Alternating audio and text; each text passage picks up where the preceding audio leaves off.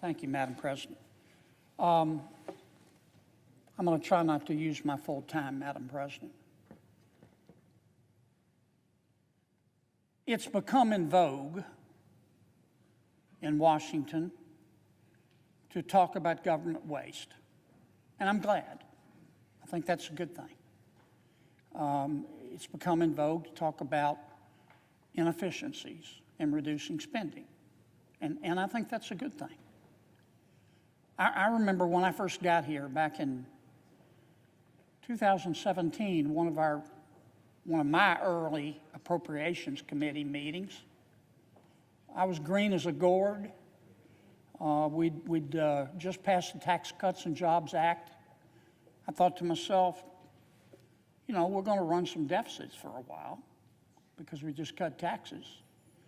And there was an item in the budget for I think a 3 or 4% automatic pay raise for our federal employees. They get it every year. I'm not saying they don't deserve it.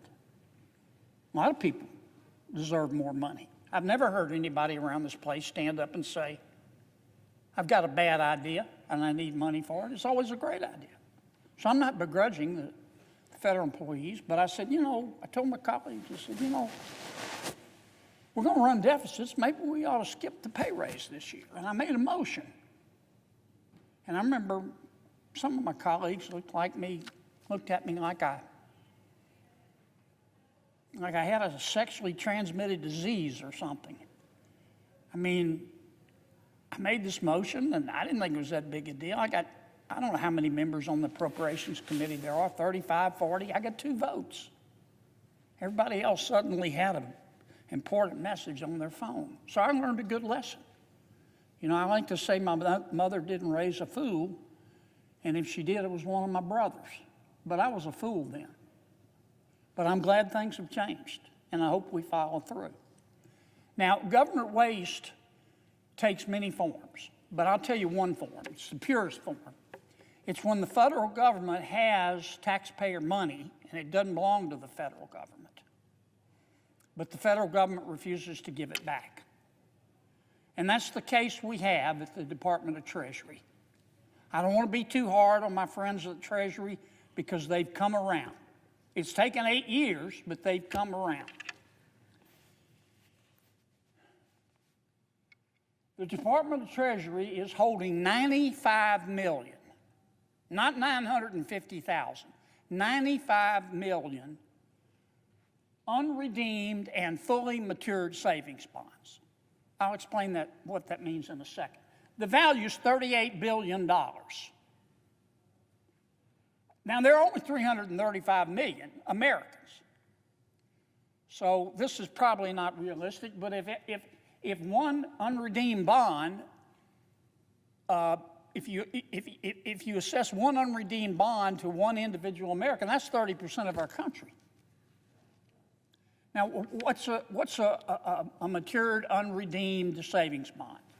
A savings bond, as you probably know, Madam President, is just a loan to the government. That's all it is. You want to invest your money and you want to help the government.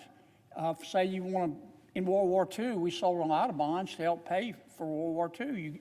You say give money to the government, and over a long period of time, usually 20 or 30 years, sometimes 10 to 15, at the end, you'll get back money plus interest.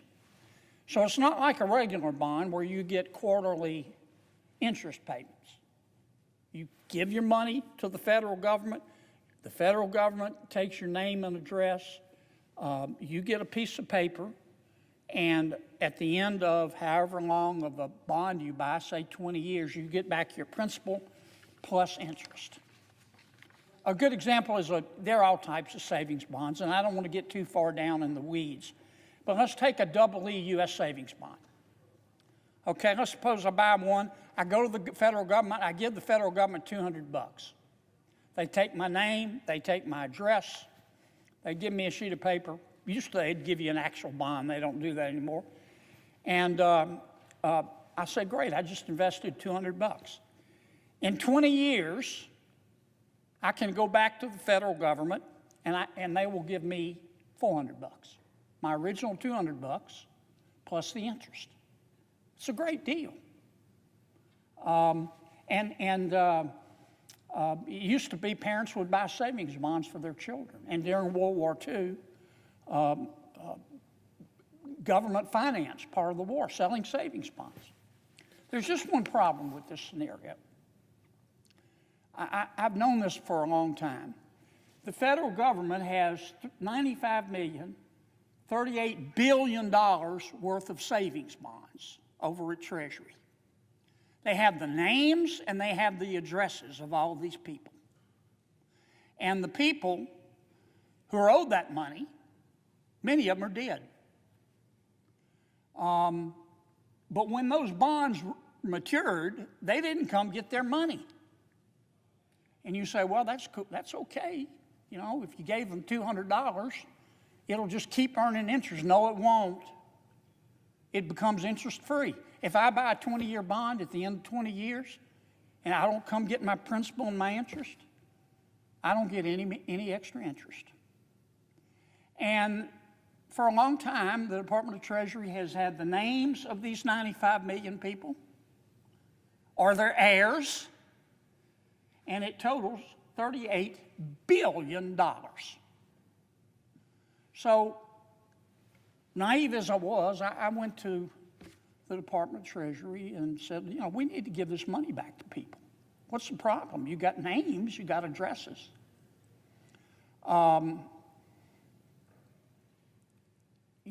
After a while, you didn't have to be Einstein's cousin to figure out they weren't going to cooperate with me. Now, finally, I want to give him full credit. I got Secretary Mnuchin's attention. I mean, I understand Steve was busy, wasn't a priority. But he directed his people to cooperate with me, and some of them did and some of them didn't. And then President Trump got defeated, and Secretary Yellen came in, and Secretary Yellen she tried to help, but a lot of her people opposed my idea. So I finally just went and passed a bill. I passed the Unclaimed Savings Bond Act, and I want to thank President Biden for signing it, directing Treasury to give people's money back. I mean, how hard can this be?